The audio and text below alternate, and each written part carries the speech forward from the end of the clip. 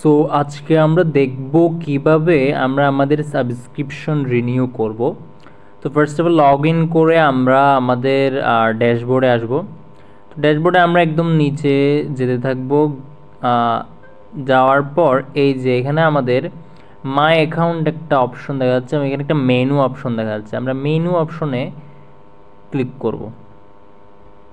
তো menu option click করার পর এখানে আমাদের অর্ডার্স, মাই সাবস্ক্রিপশন, ডাউনলোডস, অ্যাট্রাক্টসা আছে। আমরা মাই সাবস্ক্রিপশনে ক্লিক করব। ক্লিক করার পর এখানে আমরা দেখতে পাচ্ছি আমাদের যে সাবস্ক্রিপশন সেটা এখানে যে সাবস্ক্রিপশনটা আমরা নিয়েছিলাম সেটা এখানে আছে।